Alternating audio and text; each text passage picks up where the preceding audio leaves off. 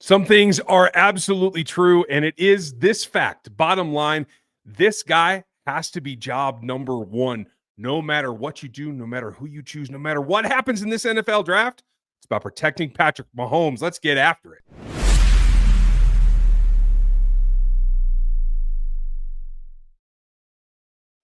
Welcome in, everybody. Hope that you are doing great on this, the last Monday night before the NFL draft, as the Chiefs try as hard as they can to make themselves better, to get back to that Super Bowl, to help their guy out to the utmost. I'm Ryan. This is RGR Football, my channel, me going rogue. That's what RGR stands for, in case some of you didn't realize it. Nice to see everybody joining in here. It is a Monday night.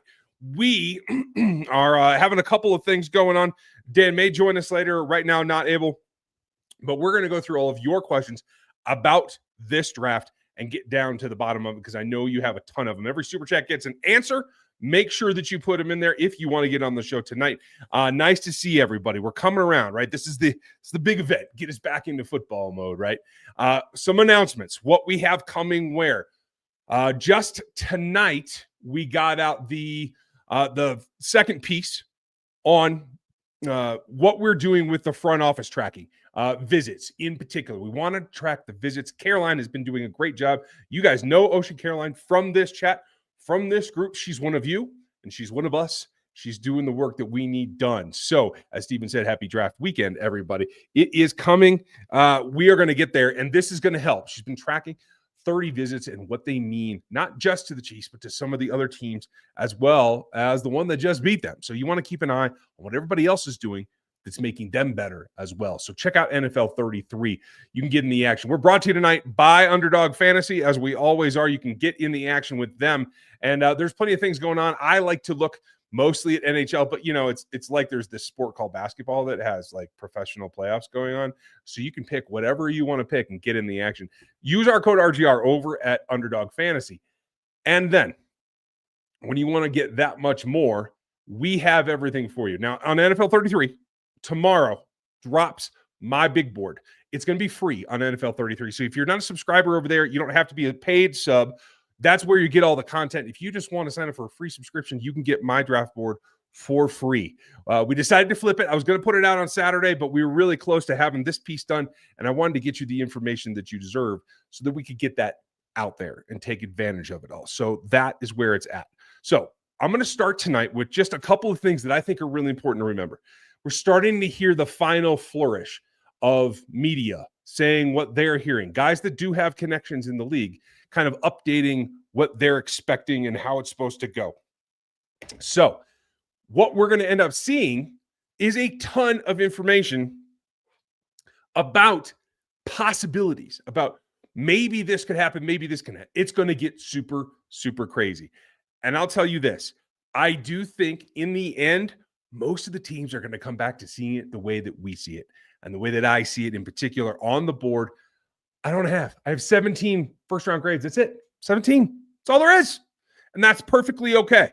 There's just not the talent that a lot of drafts have in this particular class. And I've just got to reply to Dan here real quick. He is otherwise occupied, but hope you guys are having a blast out there. So continue that. Please, please, please, please, please. It's just one of those drafts that isn't as top heavy. There's a lot of thickness. I have over 75 grades in the middle two rounds, in 2 and 3.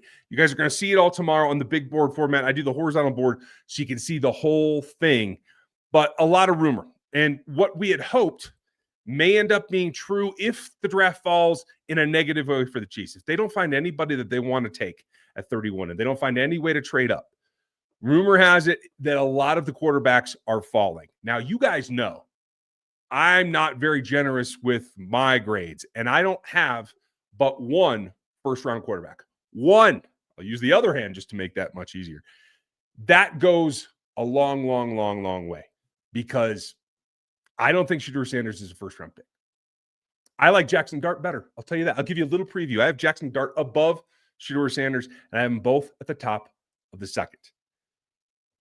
That's just the way it is. I can't tell you a specific reason. I'm not here to hold an axe out for anybody. I am not trying to say that this guy's no good or anything like that. I'm just saying what I see on film versus what I can see on the field. I don't think that this guy's ready to make an impact in the NFL right out the bat. So I won't spend a first round pick on him. It's not the end of the world. A lot of people want to make it sound like it's crazy. It is what it is. And I'm pulling up all this PFF stuff because I want to put this on the board in case we need to refer to it. I have a whole second laptop that will not be on screen, but I'm going to give you some tidbits tonight as I answer your questions about what's going on. And Perry, you obviously are paying attention to one of my favorite guys. If you would listen to Lego and smash the like, that would be great. The like, the sub, the whole 9 yards, it helps us out. I'm going to have some post-draft new gear for you as well. And I want to just make sure that my connection is holding stable, and it doesn't look like it is. So I think in a moment, I will probably switch that over. If we have any problems, let me know in the chat. Lone Wolf, you can have your opinion. I am super, super happy that you have it, and it's different than mine. Everybody should have their own opinion. I just don't agree with it, and that's super cool. Rock on. I think he's a middling, unspecial quarterback. And I'll tell you this, I think he puts his team at a disadvantage more than he helps them. That's just my opinion. When you look at the drives that he personally killed, Shedeur Sanders is not somebody I want running my offense. Bottom line. And I think a lot of teams feel the same way. So we'll see what's going on. Okay, let's get to your questions. They're starting to pour in here already. So, Mr. Casey, nice to see you. Thoughts on Arianti Ursary? Ursary is a guy that I like. Not elite. He is in my second tier. I have 3 first-round grades. I have 4 second-round grades, but one is separated much lower. So there's really like a band of 3 in the first, a band of 3 at the top of the second, and then one beyond that. And Ursary is in that second band, along with a couple of guys that you know. And I do think he's somebody that is a little bit rarer in this class, and that he can grow into be an actual left tackle of the future. And that's what we're all here for, right? So if we look at what's going on right now, and let's leave it on the public side here as we set this kind of thing up. And I'm just going to do, say, 2 rounds each time that we look at this, just so we have it. I'm just going to really just let it run to our first pick, and we'll see if he's even on the board, because I've had ups and downs doing this. And I do still feel the reason I keep using this is because I do think it is the most accurate. Nursery is here. Average selection for them at 60. They have him ranked at 69. I have him, and you guys know I do clusters, so I have him right around the 50 mark. And I think that's the honestly the best place for him. If the Chiefs were to trade back, I think he would be an absolute target for them, because it accomplishes the task of getting protection for the guy that we saw at the top of the show, the guy that needs the protection and needs that in order to win. It's not just about accomplishing a goal, checking off a box. It's about doing the things they need to do to get more W's in championship games. We all know that they've come up against the same obstacle to end their season twice in a Super Bowl, and I don't want to see that happen ever again. I am grabbing this here as well. Thank you. I'm grabbing your questions. A couple do look like it's around the draft. We're going to be live for the first round. We're going to be live for the second day, and we're going to do a wrap-up show for the third day. It is going to be great. There's going to be a ton of movement, and if any of my projections currently come true, the Chiefs are going to be moving around quite a bit, which I personally love to see. In fact, Tracy just asked a question. Thank you, Tracy, for bringing this up. I can't watch the draft podcast. Will you do a live draft show? Yes, absolutely. So you'll have us in your ear if you could see it on television. I won't be able to put the visual up for you, but we will count it down like we always do. If you haven't been with us on a draft show before, some of my favorite moments of what we do is on the draft show. And Sugary, yes, Dan will be with me. He's currently spending family time. And Dan, if you see this or you're listening to it, sorry, I might have had my wires crossed. But Dan will be back for the draft, because it's the culmination of all of our work, right? And Dan has been doing great work over at the Draft Network. Make sure that you go watch his videos on their channel, because he's been breaking things down just like he does here. He has had maybe the busiest draft schedule that he's had yet, and reminds me a lot of what I was really grinding out on the Locked On Draft Show and doing all these prospects all the time, constantly. It is life-changing, to say the least. So please go support him and watch his videos on the YouTube channel. and help him out. Okay, I'm stacking more of your questions. I'm trying to make sure that I don't forget anything else. We talked about the board coming out. You can still get the draft guide. If you don't have the draft guide yet, now's the perfect time because you have a chance to study up before the day goes. And that is going to be nice so that you have the background on everything. You can get it at Rogue APC. In fact, I'll flip over and I'll pull that up here because you guys should see it just so you can recognize it. Right up here up top, the draft guide's in. And the cool thing about the draft guide is it's not just our film grades. We do a ton of film grades thanks to EJ Holt, thanks to John Hickman, Dan, myself, Jeff Porter, our statistician. We put all together. We do our custom production matrix by position. Then we have our film grades. Then we have the athletic matrix, and we put it all together. And that's how you get to the draft guide. Use the code RGR if you want to go pick this up. Tons of people have been buying it, but not many people have been using the code. So please, for you guys, all of our core fans, please use the code. It's there to help you help us. So I appreciate that. Scrap, the draft starts on Thursday night with the giant festivities. It's going to be a lot of fun. I'm going to grab a couple more questions here as they're stacking up, and we will get after it. So I think I have everybody. For Super Chatters, thank you guys. Appreciate you. We will get to all of them, and you guys will be first up here in just a couple of minutes based on the folks who got their questions. And let's get back to the list as it started for me. So thank you, Casey. And so Clinton. Question below. I got to go back to the original one here. Okay. This is what happens sometimes. I get a little bit off because they don't come in order for me. But I think I found it, Clinton. So let me make sure this is the right one. And if it's not, please tell me. Oh, I forgot to tell you the other thing. Tomorrow's going to be a special show. Everybody come out here. It's going to be a little bit later than normal, maybe 30 minutes, maybe an hour, something like that. But tomorrow's the draft summit. You're going to get me, Dan, Maddie Lane, and Kent Swanson from KCSN. I was just on KCSN with Kent today. So if you haven't heard that yet, I know all you guys listen to that. Go check that out. We're talking linebackers and safeties on their show, and they're going to join us tomorrow for the draft summit. We do it every year, and it's a lot of fun. We compare notes and do the whole 9 yards. So don't miss that tomorrow as well. And then I'm trying to get back to the mock draft. There we are. Then it all culminates as Gary's going to have some stats and some important stuff for you on Wednesday, and I'll give you a last minute anything that I hear that's going on Chiefs-wise on Wednesday night before we get to the draft on Thursday and we go live. We'll start a little bit early in the run-up. Maybe there'll be some action by then. You never know. It's been a pretty quiet season so far. So to your question, Clinton, thank you. Does the gaping hole between 133 and 266 bother you as much as it does me? 226 it is. If the trade back happens at any point, that really needs to be addressed because there's good talent that we'd miss on, maybe even a running back. And you're absolutely right, specifically at running back. I do. And in a lot of, for every mock draft that you guys see us do, we probably do 15 or 20. So we're constantly trying to see what might be going on. We're checking, other people that are in media that have contacts that are changing some of the things because they heard something specific. We're always checking that. And that is one of my goals. I don't know that the Chiefs are going to have an opportunity to trade up. There are a few prospects that I do think it's worth it. The blue chippers of this class, which do include some of the guys that we've talked about quite a bit. Emeka Buka at the wide receiver position, in my opinion, is a blue chip. Mason Graham, Walter Nolan, certainly blue chips. Josh Simmons, I believe, is tackle one and is a blue chip, along with Carter, the edge out there from PSU. As well as I think Jalen Walker's almost that good. I would call him a purple. And I just kind of go in color order. Some teams will put purple on guys that have medicals. That's not the designation that I use. You guys will see the board tomorrow. You see a red dot on guys that have specific medical concerns. So just keep that in mind. But yes, it does bother me. And so for right now, we have on this simulation, right, we have some trade offers. So if I was going to take this trade, one of the things that I'm looking to do is for this particular team is to get 179 back. That is a must-have for me. I also want to get and stay in the 90s.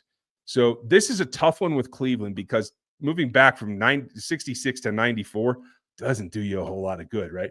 What I'm looking for is a team that can put us right in the middle, 75 to 80. That would be perfect because then you're spreading out some of those tiers of players that you have at every position. And Brad Veach has already told us they have like 13 players with first round grades, and they have 202 on their board. So what does that tell you? There's 190 guys in the last 6 rounds. And I would be willing to bet that 80% of that is in rounds 2 to 5. And so getting that gap filled, getting out of that 251, 257, and 226, that would be one of my goals. I completely agree with you. This trade scenario wouldn't really work for me because I don't think there's any way to get enough value out of them unless we were just picking up a straight 104. And if they were going to pull this trade off, we were dropping out of the first round into the second only by 2 picks. So you're not seeing a lot of talent go off the board. And you figure the Eagles probably aren't going to take a prospect that you're probably eyeing as closely. So this feels like a pretty safe pick. And I would probably consider doing this because you're filling that gap at 179, like you mentioned, and you're getting a 104 back. Is it top 100 technically? No. But it is still in the first 3 rounds. It is on day 2. So that is important. And I think that's critical in making sure that you get the talent before everybody resets for day 3 and some of the craftier GMs start tearing things apart. So thank you, Clint. I appreciate the question, and I hope I answered it well. Scott, thank you, buddy. Appreciate your support. With the wide receiver market exploding into quarterback money, that's a good way to put it. Do you believe drafting a wide receiver early should be a priority? Excuse me, folks. Apologies. A priority every draft to have wide receivers on rookie contracts. I actually do think that is one of the positions that you always have to be on the lookout. Now, this class is a little bit difficult. I do feel like if the Chiefs are unable to trade out of 31, up, down, or otherwise, and they're stuck at that pick, I feel like the most likely positions to be there, because of the way that I have scouted out and have 17 first-round grades, if those guys are all gone, the most likelihood, in my opinion, to be there with a closer grade, much like we're in the situation with FAU, where he was a high second grade on their board and they had to take him at 31 because he was the best guy available. I think that guy this year could be a wide receiver. I do think that that's true because I think all the defensive tackles and edges are going to push up because there's a good group of them. And in a talent-less first round, if you're going to take a second, you're going to take one of the deeper ones, is my guess. I think that could also go for offensive tackle as well. The inner offensive line group, the IOLs are not as deep. And in my opinion, I don't think offer as much upside. So I do think it's one of those 3 positions. But by doing that, you would ensure that you're constantly on rookie contracts for some of the higher paying positions. And that's a good way to go. And that's the thing is I did an experiment the other day. I won't walk you guys all the way through it because it did take me quite a long time. But just on Locked On Chiefs yesterday, we did a simulation where we were able to move around, made multiple trades in order to squeeze everything. And we ended up taking picks 39 down to 139. So all 6 picks, 6 players chosen were in that 100 pick range. And that volume gives you the ability to stay on rookie contracts at more of your even second tier players, your backups. And that saves you money in the long term because especially for a team like this that matures, those top players end up bigger chunks of the percentage of the overall cap unless you keep on bringing in the rookies. So I like where your head's at, and I think you're going the perfect direction, Scott. Thank you for that. Des, nice to see you, buddy. 24 months, 2 years in running. Welcome to the draft. How do you feel about Benjamin from Notre Dame at 63? I feel fine about him. I have a feeling that might be too late. That's kind of how I feel about it. Now, I don't know where everybody else has him, whether it's Dane or I'll pull up the KCSN guys' guide. Check out the KCSN draft guide as well. They do a hell of a job, and they're always great about it. So make sure that you're supporting all of us. We're pretty lucky. There's 3 full draft guides that are produced that are Chiefs-centric. And I do count Dane Brugler because he's done so much work on the Chiefs classes in the past. So like they certainly do lean a direction that can help give you some information. But Morrison in particular at 63, again, if that's the top guy on your board or even close to it, there's more talent, I think, at other positions that are deeper than there is at corner. So that may become the best option to go to make sure that you get one. And I don't think 63 is a wasted pick on a cornerback. That's what I will say. because as much as you like what they did bringing in Fulton, turns out they, like we've theorized before, they were high on Fulton coming out. They didn't get a chance to get him. He went 2 picks before them. They ended up taking Willie Gay in that position. They went athlete at the linebacker position. That made perfect sense. But they were able to bring him back in, and I do think he's a guy that can start on the outside and stay out there. The question is, can Jalen Watson stay healthy? Can Joshua Williams sub in for him when he needs to? Would you put Najee Johnson back on the field on the outside? I don't know. So that depth just all of a sudden got, you could put McDuffie on the inside, but if he has to play outside, I'm probably bringing in CRW myself right now with this roster, but you got to look at it. You got to see what's out there. And if you can bolster that position as well, that's helpful in stopping the other team from putting up points as much or as good as helps you put up points. Those are the two sides of the coin. I think you have to take them both. Appreciate you, Des. Thank you for everything that you do around here. And it is nice to see you, pal. Let's see. Some of the national talking heads are talking about Ty Robinson. I need him to keep quiet so the Chiefs can steal him late. I appreciate you, Jordan. And when you hear them speak, just remember I told you about him a long time ago. And I kind of wish I would have shut the hell up too, because the teams were going to know, but now the media is starting to sing it. And I think there are some, let's be honest, there are some front offices in this league that don't have all their ducks in a row, that don't know everything. And maybe they had an area scout that just kind of blew him off because he's not, the Adonis type body type, and maybe he's not as dominant looking on the heel as some people want. And so maybe there's some of those that actually listen to us media and they're like, oh yeah, I should go look at him again. And then he artificially comes up. I do think he is most likely to be a top half of the 4th round pick. I have him as a top 100, but I like him a lot. And I think I'm a little bit higher on him than most of the teams are. But yes, if everybody else would just shut up so we can see him fall, that would be great, because I love him at 95. If he were the last 133, that'd be epically crazy. But this is going to be a crazy draft. As I said from the top, and as the thumbnail says, like, there is all kinds of madness that can happen. And just before we go any deeper, that's why I put Colson Loveland on the cover. Because if all those guys get pushed up, if the quarterbacks aren't ringing, if the wide receivers and the offensive linemen and the defensive linemen are going, what's the cracks that could slip through? Could it be running back? It certainly could. Could it be tight end? It might be. There are crazier things than having the best grade on the Chiefs board at 31 be Colson Loveland. And if you do that, I think you bring him in and you let Kels mentor him. And I think they will make the most of that on that side of the ball. It was a difficult situation with FAU. Let's hope that they don't get in it. Let's hope that they're not at 31. That is my personal goal. And I want to make sure that they do everything they can to get out of it. But thank you. And I guess I'll shut up about Ty as well. Thanks, Jordan. Did you see McShay had Tet 50th on his board? Do you agree, or is he way off? I got to tell you, I'm a little bit pissed at Todd McShay. There's always, in every kind of media duo, there's always a guy that I agree with more. In McShay and Kuiper, it was always McShay for me. I see things more similarly to he does than I do Kuiper. With the locked on guys, I always agree with Joe Marino more. That's just the way that it goes. And I'm a little mad at him because he gave away, I have Tet right around the same spot.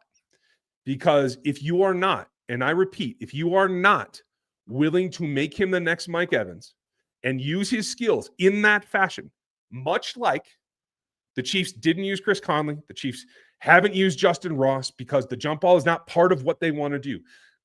Throw it up to the receiver, balls are not what they want to do. And so for him and for a lot of other teams, especially those that run the spread or run the West Coast offense, he's not somebody that they want to play that style of game. And I think that brings him down. I think Matthew Golden's better. You guys will see my board tomorrow. Again, it's on NFL 33. You got to go get subscribed. But even as a free subscriber, you'll be able to download it tomorrow when it drops. It'll be a PDF. Everybody's spread across the rounds and the positions, all according to what we've seen this whole draft process. I think 50 is around right. I'm trying to double check here and see if I did any more narrowing in. I have him behind. Mekabuka is my wide receiver 1. It is not close, in my opinion. Matthew Golden would be 2. Tet would be 3, and I have him in that, he's just under the 40 range. He's probably, because I do it in thirds in the second round, he's sitting right about 45. Sorry, he's sitting at 45. So I'm just a little higher than McShay. Not a lot, but I can see exactly what he's going for. So, hey, everybody's got their own version of it. It only takes one. So we'll see if the whole league agrees with us and he doesn't go in the first round. That'll tell you something. Jonathan, I'm hearing all defense. OTs are getting the Joe Tooney after watching the Super Bowl. OT that look like guards. Thoughts? Yes, this is a really, really heavy short arm tackle that need to go into guard type draft. That's one of the reasons, but not the only one, that I, like multiple reports say, a lot of teams also held Calvin Banks as a first round pick. And part of it is his length. He's got good feet and he's got good length. He does not fit that mold. Will Campbell does. And you'll see on my draft board tomorrow, it's a little bit outlandish, but make sure you go pick it up. It's free. You'll be able to put it on your laptop or whatever, or on your phone as you're watching the draft. I think he's a candidate to go into guard. I think they're going to have to try him a tackle because somebody's going to be dumb enough to draft him in the top 5. That's what all indications are, and I think that's crazy. If the kid could get his pad level down, I think that might be a difference maker. But the combination of traits that he has, great feet, great mobility, has good strength, he just can't deliver it. And that's the Achilles heel of offensive tackles. If you get long-armed and a guy has 2 inches on your reach and can put his hand in your chest and drive you into the quarterback, there's jack that you can do about it. You have to become Mr. Miyagi and you have to be chopping him off. And 33-inch arms are a disadvantage in anything power related because you can't keep them at bay. And especially if you get into that role play game where you're punching real hard, you're going to get countered. And I think in this league, it makes it a little bit difficult. Now, that's not to single out Will Campbell. If anybody in this class that has shorter arms, sub-optimum length, and 33 is passable, but if you're sub-33 and he's just sitting right at it by the measurements that I have, that you're putting yourself as a disadvantage, much like Joe Tooney was. And Joe's an excellent, excellent guard. He'll go into the hall, I guarantee you, but there's just some things you can't counter, and length is one of them. Leverage is one of them. Physics is physics, and you can't overcome it. So I do think that he could go inside. I do think a ton of guys. Jonas Savanea, I love his game. He's an enormous human. He has to be a guard. He cannot survive out there at tackle. It's just not going to happen. Gray Zabel, as good as he is, he's not athletic enough, and he doesn't have enough length, although I do think he has a little bit more. I'm going to pull that up and verify that.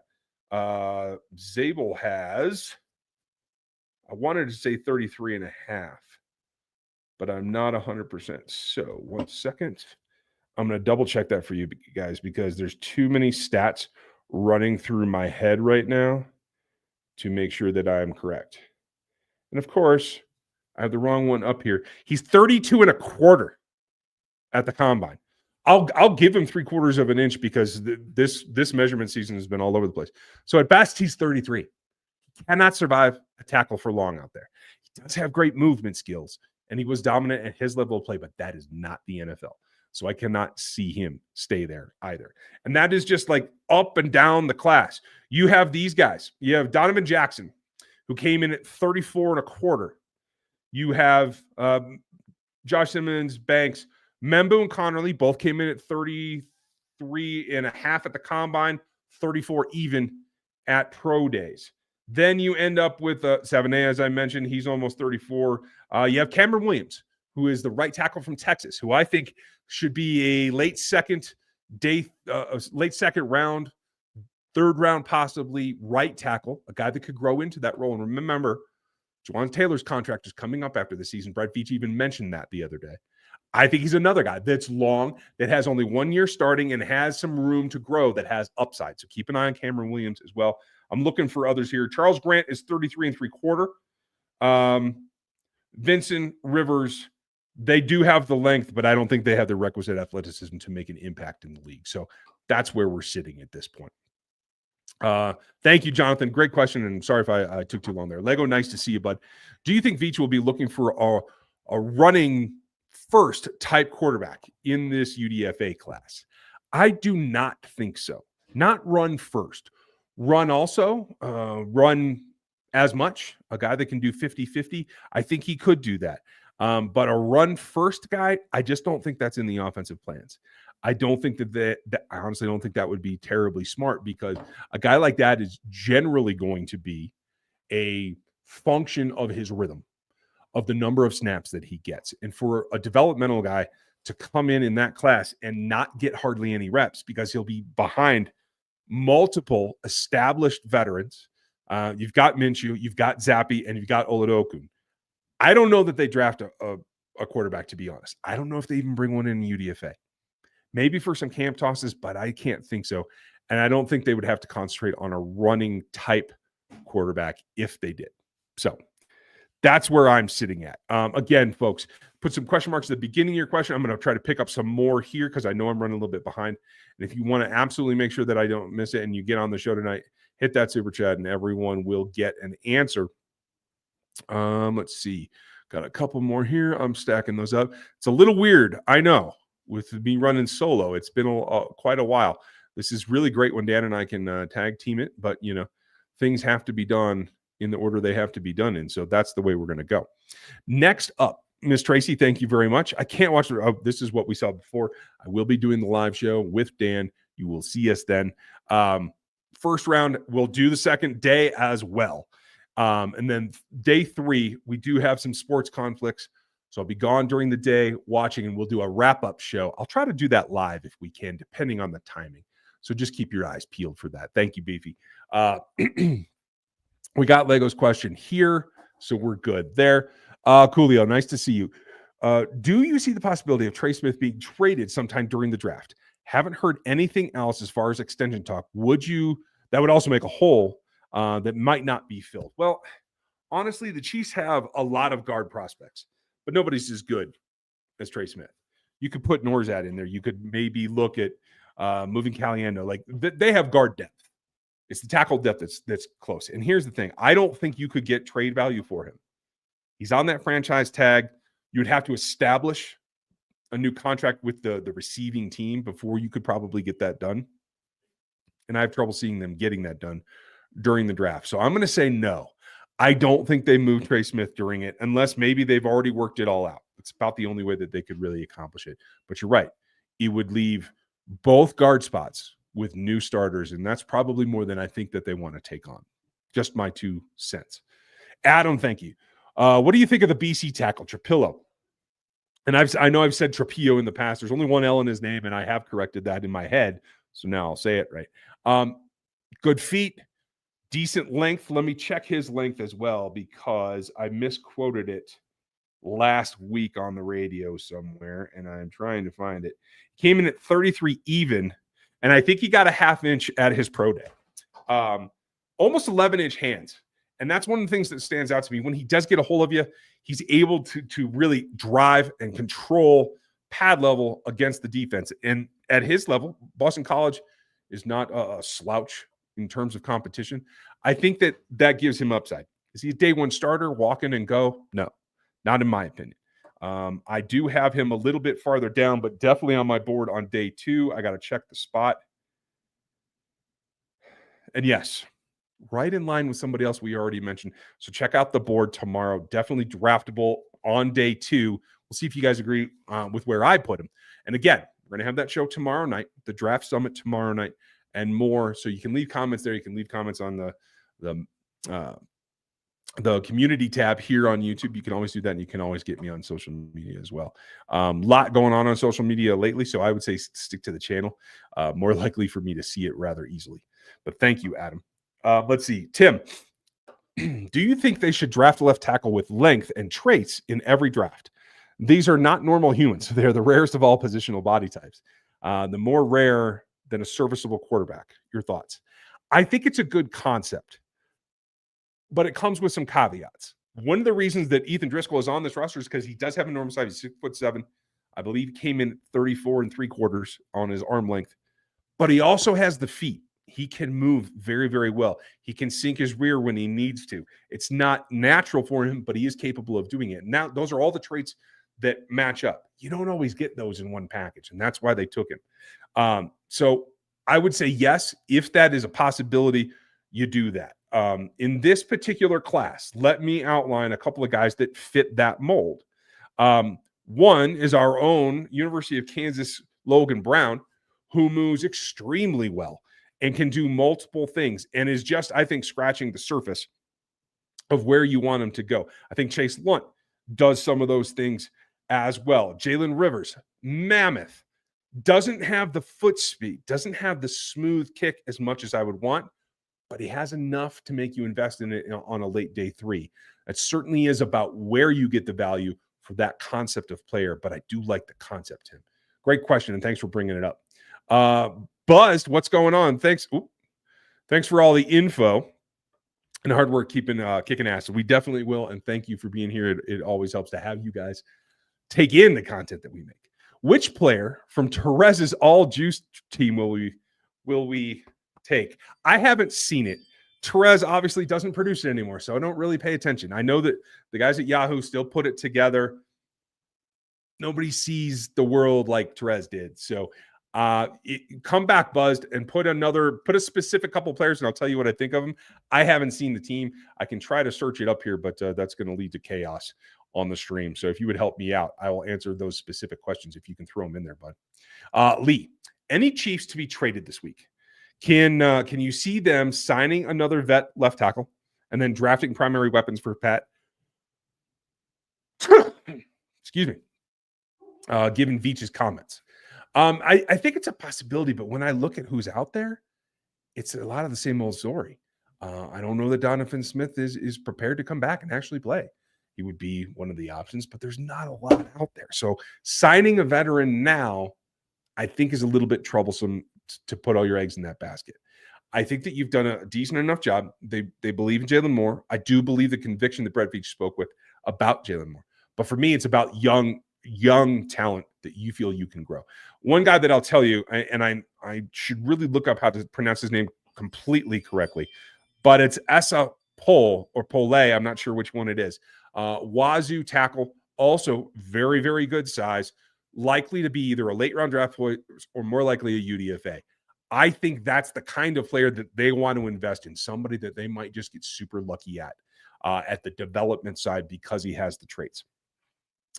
Andy Reid said today that Kingsley will compete for the starting role at left guard. So I think that is kind of sealing it here, that's the direction they're going to go with Kingsley. And I'm sorry, the nose itches today. I've been on the run and trying to get a lot of things done, so apologies. So I really do think that they want to continue to bolster the tackles. And I don't think that it's just left. I think it needs to be left. There definitely has to be a left tackle taken in this draft. If I had my way, I would bring someone in to compete for a starting role right now, or someone that you can see be the heir to Moore, because I think Moore can go over to the right as well. I also would say draft more depth at right tackle as well. I do like Cameron Williams, that kid from Texas. So there's more options there. I think that they could fit in it. But I do think you picked up on what Veach was saying. I just don't know that there's an opportunity to go vet behind Moore right now. Landon, nice to see you. Welcome to the memberships. Appreciate you dropping in, and I hope that you have fun. Make sure you get in the Discord. That's open to just the RGR members. It's a really, really elite group because we don't let anybody else in. If you're not one of our members, you don't get access. So check it out. I think you'll like it. Perry, thank you for a couple of months now. A bigger drop-off, Simmons to Ursery or Nolan to Lott? Ooh, that is a great question. And again, the injury plays in to what you evaluate. So without the injury, say that Simmons had never gotten injured, I would say the drop-off from Nolan to Lott is still slightly more. With the injury to Simmons and the question marks that brings up, I would say it's probably the opposite. Nolan to Lott is a little bit less of a drop-off than Simmons to Ursery because of the mystery that is that injury to Josh Simmons. It's difficult. And if I'd been at the 30 visit when he was in Kansas City and visiting the Chiefs, I'd give you probably a better defined answer. But without having seen that, I think that's where I come in. Great question. Thank you, Perry. And thanks for being a member. Welcome in. Des is one of our members as well. Des is always supportive. Appreciate you, buddy. You may have already stated it, so I apologize. Don't worry about it. But if you could, what are 2 or 3 best fits in KC at wide receiver, defensive tackle, corner, offensive tackle, and edge? Okay. We can do this. It's going to be a long answer. I'm going to take a drink. Hold on. It's rough without Dan around. 2 to 3 at each position. Okay. So if I pull up the stats, we'll start at wide receiver. And I'm going to tell you the truth. I don't say that I stack the board as though it were the Chiefs making every pick, but it does bias my evaluations. Emeka Buka is the top of my board because he can play all 3 positions. He lined up, I admit, very much slanted towards the slot. I believe it was 83% of his snaps in the slot. But he can go play Z. He can line up at the X if you're willing to not make him your first read. Because I don't think he's going to get the freest release when he's right up on the line of scrimmage with a press corner in his face. It'll take him a little bit. His releases are not quite as good as JSN's were.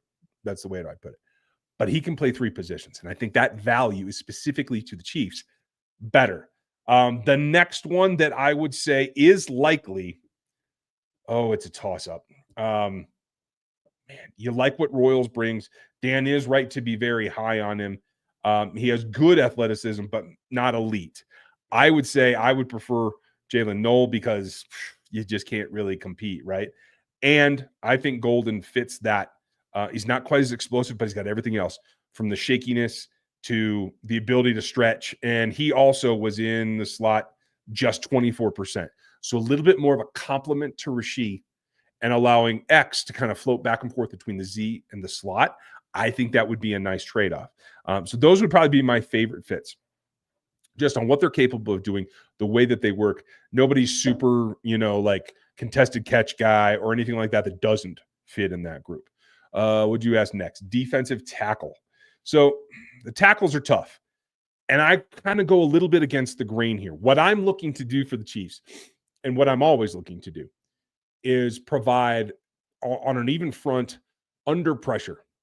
Over pressure, in my opinion, is a little bit easier to get with some of the subsequent things that you can do with it. But under pressure is what I'm looking for. And so that requires a player that, like Chris Jones, can get off the ball and beat guards one-on-one and can penetrate gaps, not just take on double teams, but split double teams and beat them. I'm looking for a pass rush specific 3-tech that can do all those things. So for me, it is Mason Graham, Walter Nolan, and then I come back and the guy that I think actually does it the next best, a little bit better than Omar Norman-Lott, is Derek Harmon. And I know that doesn't make a whole lot of sense because he's bigger, but I do think he does a good job pushing through those doubles. He's not a splitter. Tyleik Williams is not the pass rusher either. Some are going to say Shamar Turner, wrong Shamar. He's got the ability. I don't see it happen enough on film. So when you look at Shamar Turner's production there, I did it twice in a row. I think that's what you have to keep in mind, because while this class is smaller and he is a good athlete, he didn't test, so we don't know exactly how good an athlete he is. But when you look at his production, this is where I start to get a little bit nervous. Great bear rate. So he's making TFLs. He's making sacks. Pressure rate only at 25. He's 25th in producing pressure as a defensive lineman, a tackle in this class. And this class is good, but it's not that good. His sack percent when he does convert pressure to sacks is only 27th in this class. So I have some problems with that as well. So a lot of folks will ask about Shamar Turner, and I don't have him up there at the top, especially as a fit for the Chiefs. Now, corner comes in. I think Barron can do a little bit of everything. And I do think that he can stay in at your nickel spot and do a job. I really like Maxwell Hairston as well, because that nickel's kind of where he lives. He's a little undersized, but he's willing to play run support, and he's got that speed to burn. So I love that fit, because you can put him against any slot receiver in this league, including Xavier Worthy, and have him run with him. I think that is absolutely true. And then the next guy that I would probably say is from LSU, Savon. Savon Ravel, injured, didn't participate in the run up here, but I do think that he would be a fit. There are others.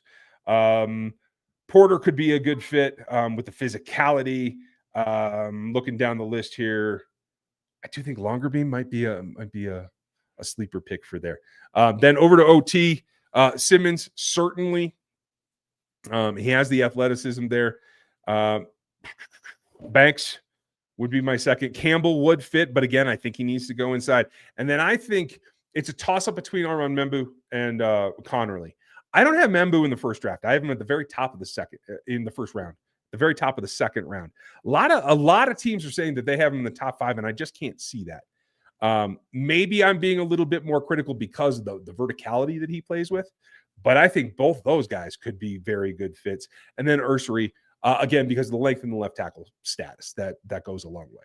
Out on the edge, you want power players if you're Steve Spagnuolo. That's why George Karlaftis is here. The guy that I think is my favorite as a first-round talent that fits that is Michael Williams. It sounds like he's going to go higher than we thought just a week ago, but he is a guy that I think he comes in at 268 pounds. He plays with his length, which is good, and he plays with his power, and that's what Steve Spagnuolo wants. He has a little bit more bend than George Karlaftis does, though. He wasn't quite as productive, but it's there. And so I think he is a great fit. As Raku is a good fit. Turner, again, didn't produce, but guys like James Pierce, not a fit, outside linebacker. Some of the other lighter guys, I don't think are. My guy, Ashton Gillott, is a Spags type guy, so he would be a fit on the edge. Des, great question. Sorry it took me so long to answer it, and we'll get in here. We got a little bit left, so last call for super chats if you guys want to get onto the show tonight. Do you think the Beach will fleece with a draft pick trade? Get fleeced or fleece someone else? With the way you put it, I will say fleece someone else. I think it's possible because here's where the motivation comes in.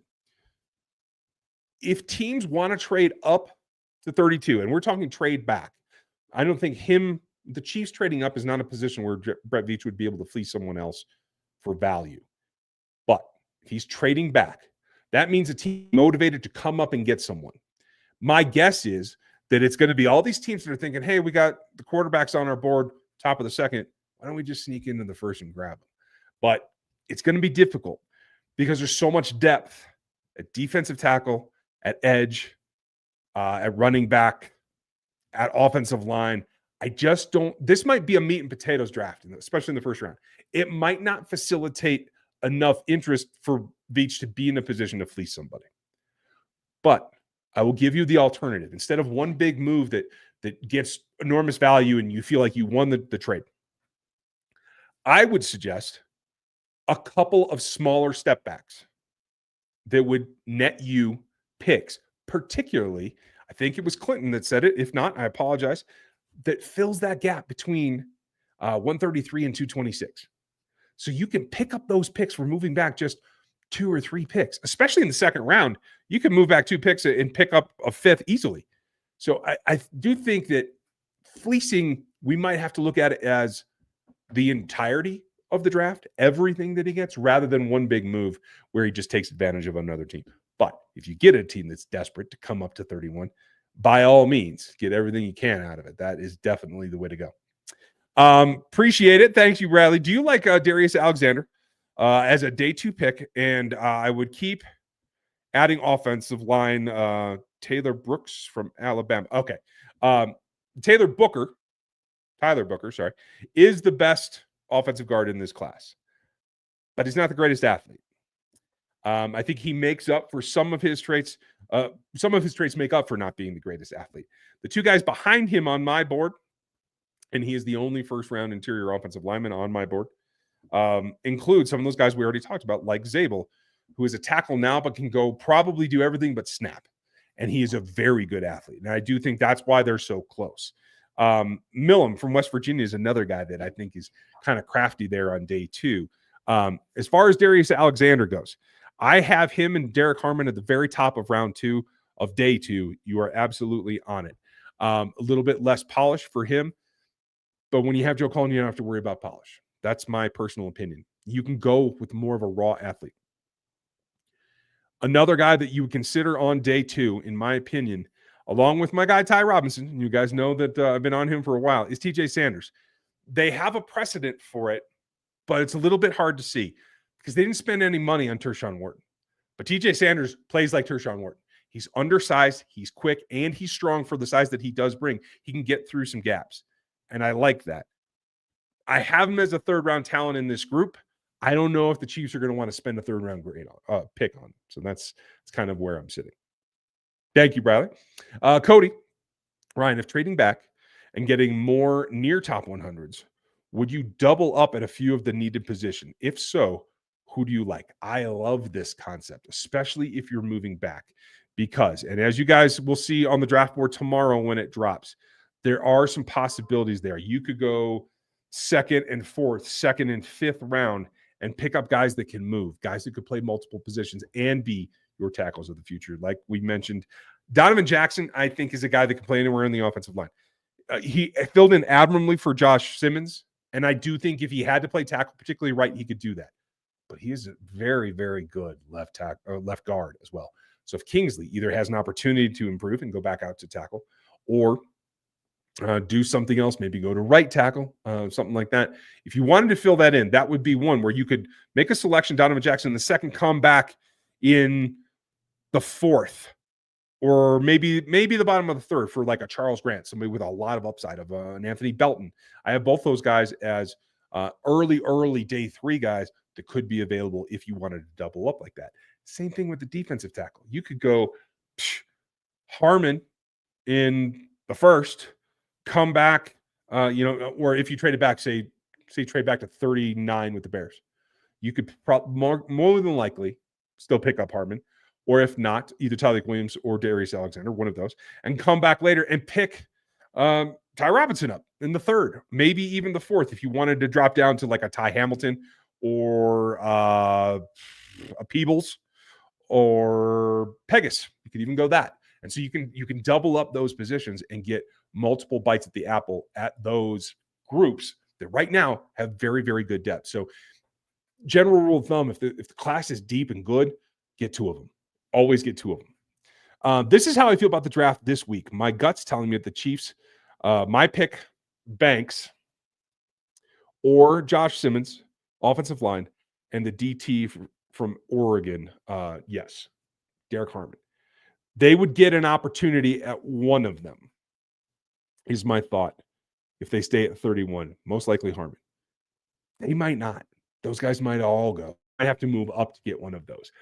I like the way you're thinking, though. I have both Banks and Simmons as first-round picks, and I have Derek Harmon as like 35 on my board, ready to come off the board early on day 2 as a second-round pick. So I think that could certainly work.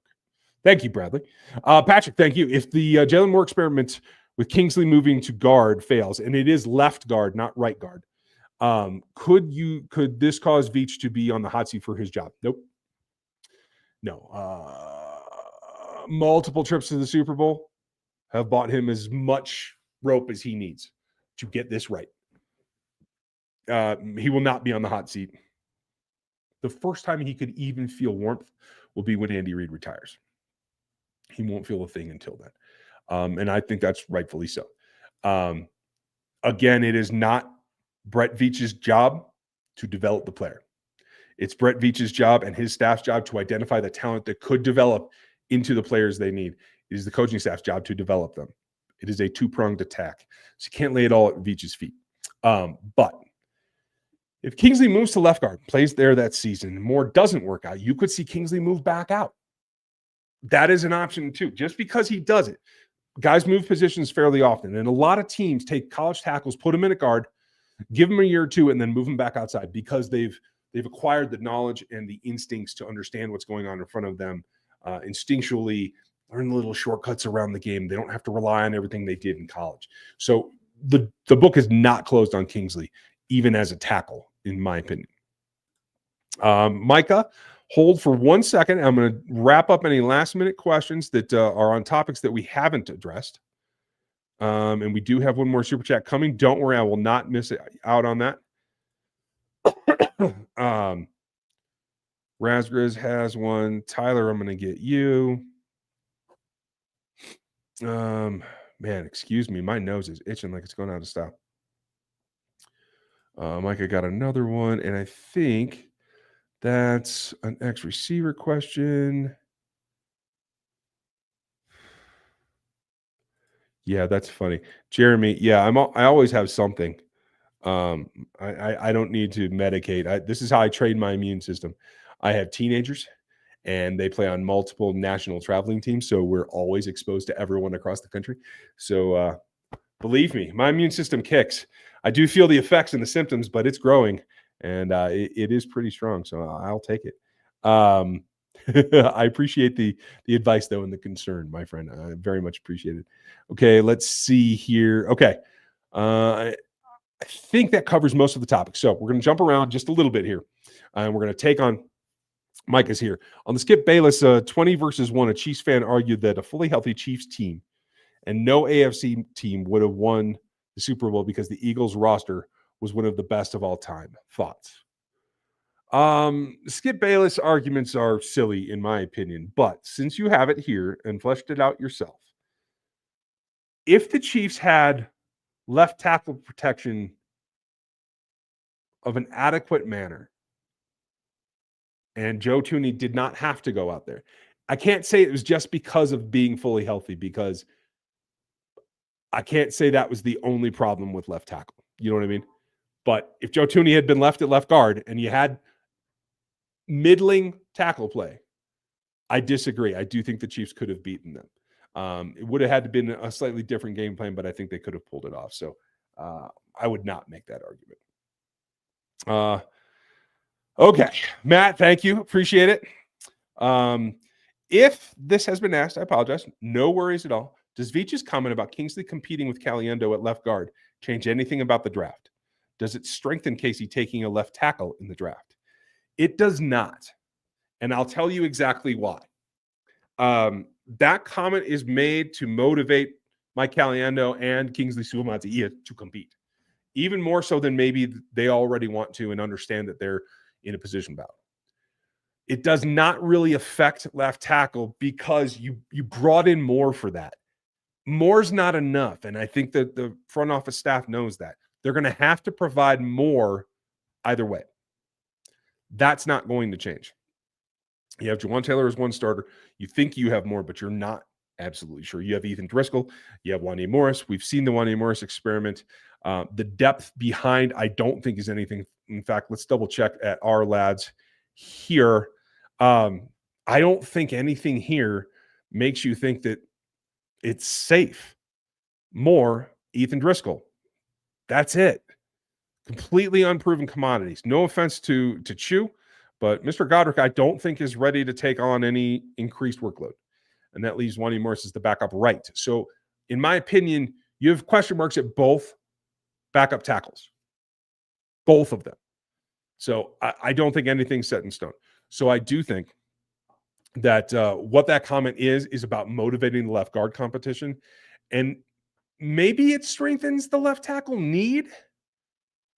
I absolutely think that they take a left tackle. I just don't know if it's going to be in the first round. But if it's not in the first round, I think they take two. I think they should take two either way. Whether that comment strengthens the need for two in this draft, in their opinion, that's what will be the big question. And hopefully we'll have an answer coming up a bit later. But thank you. And thank you for your waiting and thank you for your support. It's great to see you. Remember, everybody, live streams for the first round, the second day, and a wrap-up show on day 3. Don't miss the next 2 days. The draft summit is tomorrow. Get the draft guide, do all the stuff, do all the things. Again, draft guide is right here. There's a link in the description, and you can find it at rogue8bc.com. It is the top seller thing right on the front. Super easy to find. So don't forget that. Okay. Questions. Mr. Thompson, nice to see you. Hope you're doing well. Thanks for the hard work you guys put in. Absolutely, buddy. And thank you for always being here and making kind comments.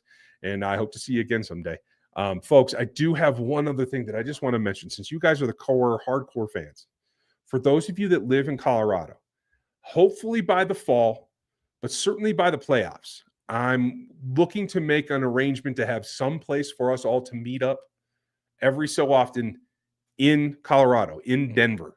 So keep an eye out for that. I've got a couple of feelers out, and I've got a couple of things brewing. I will let you know when it happens. But I met Dan one time here in Colorado. I'd like to meet everybody else who either comes through or happens to live in this state. So I look forward to that. And thank you, Dan. Raspberry, it's nice to see it. Does Simmons have a good enough, long enough arms for left tackle? He absolutely does, in my opinion.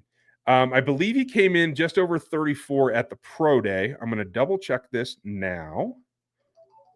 And I'm going to shut off my phone because that shouldn't have happened just then. He came in at 33 even at the combine. He came in at 33 7/8 at the pro day. So yes, plenty of length in my opinion. And I think that even may have been a little bit short because he plays longer than that. And I do think his hands are active enough. He is far and away the best tackle in this class on film, in both my opinion as well as Dan's and a number of other people that I trust. So yes, Raz, he should have everything he needs physically if that knee recovers, and sounds like it is, but it's lying season. Let's remember that. Still a lot of tall tales going on out there. So thank you for your question, Tyler. Any college teams programs that Veach and Andy prefer or trust more? I know Andy specifically spoke about Texas and Sark at one point when talking about Worthy. Yes, absolutely. And I think the Alabama kids, I don't think they're there yet, but as they grow into that system, I think they also will become there. But Texas, certainly. I'm trying to think what they found in the past has been useful is not necessarily just one. Like on the defensive side, Washington DBs, you're going to go after those, right? You're going to go after some Texas specialty players, some skill players. As far as the other teams that they like, it's if they have a commonality with the offense. I wouldn't say that there's any like super overriding. I'm trying to just think back of the players that they've chosen. And I think they understand what's coming. Sark's system certainly works. I think, although they haven't made many selections here, I think the Lincoln Riley system they actually like and have a lot of crossover. I think it's been more circumstantial that they haven't acquired, or maybe it's just been the players not named Caleb Williams at that school that have been here for a while. But keep an eye on that too, because when he was at Oklahoma, I think there was a lot of rumblings about scouting those players as fits as well. So I would keep an eye open. Let me ponder on that a little bit more, Tyler, and I'll see if I can come up with any others. And I'll get back to you probably post-draft. Micah, thank you. Any updates on the Rashee Rice case? So the league is 100% waiting for the legal process to play out. It does appear that way, that they are just waiting to see if anything legal happens. From what I understand, from two different sources, one public and one not, the likelihood is leaning towards non-jail time. Maybe it's probation, maybe it's community service. I don't know the specifics. But it's leaning that way. And so if that's all that happens, I don't see a huge suspension. It might be a couple of games too. But right now it feels like most people that have enough to go on are feeling like he's going to be available for the majority of the season. And that's great news for what the Chiefs are trying to do, because they're basically trying to run back what their plan was last year. To have him and Hollywood miss significant time last year, that just threw it all to playing D or F, to get to that point. So I think it was a pretty good challenge for him. Okay, we're going to wrap up with Mark here, unless there's anything else in the chat. I appreciate you guys. And Rick Henderson, I have not seen Brashard Smith. I think Dan may have, but I'm not 100% there. Joe, seems like lost every game that could not run the ball for 1 yard and first down. Won't running back in the draft help the offensive line play? No, I don't think so. For my opinion, it was not a lack of shakiness or exploitation on the back's part. The holes weren't there most of the time, and the play calling was predictable. Unless Andy's willing to run the ball more, I don't think that it's as much about the back in terms of making up for what they did last year. Now, what I do think the backs can do is I think you want a more explosive player, a more pass-friendly player, and one that can, when he gets to an opening, when that does happen and the offensive line does have a good play where he's got some room, that he can hit that top gear. I'm looking for the athleticism at the position because I think that is the thing at running back that would make the difference, not just a better player overall, like a Devin Neal or even a Genty.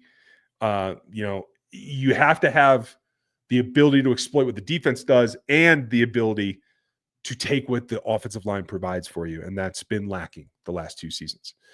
Might have already answered this. No worries, Mark. But I was wondering if you guys were going to be live during the draft. Absolutely. And I'm sorry I made you wait this long to have something that I could have answered in a second. So, yes, we'll be live for the first round. We'll probably start a little bit early to give you a little bit of run-up. For those of you that are McShay fans, I know he's going to be on an hour ahead of time. We'll probably be about 30 minutes. So that's my goal. So watch for that. We'll be live all of the first round, pick by pick, telling you everything that we think, know, and understand, and going through the whole thing. We'll do the same thing on day 2 on Friday night. Then on Saturday, I'm going to go to some sporting events for my kids. I'm going to watch everything on my phone and have all the draft pick analysis, and then we're going to do a wrap-up show on day 3, hopefully before we get the pressers from the team, and then we'll maybe do a little bit more even after that. But that is the plan right now as we get ready for the 2025 NFL Draft. I can't believe it's here already. It feels like I was just crying about the Super Bowl. Oh, did I say crying? I was just complaining about it just the other day is what it feels like. Gary, thank you. I appreciate you. And Gary's one of our old hands, one of our moderators. Nice to see you, buddy. Thank you for you. Belisarius, I hate to tell you this, but Sky Moore's going to be on the roster one more time. Last season under contract. Unless somebody comes in and just beats him to the point that he's not able to contribute at all, I don't think they'll walk away because they need rookie contracts to balance out the money that they're spending. So have a great 24 hours. Tomorrow night, Draft Summit, me, Dan, Maddie Lane, and Ken Swanson from KCSN doing our normal yearly Draft Summit to compare all of what we saw, what we thought, and we might even crack a few and tell some jokes. So have a good time and make sure that you're with us. Thanks for being here tonight. I appreciate you all. We'll see you tomorrow.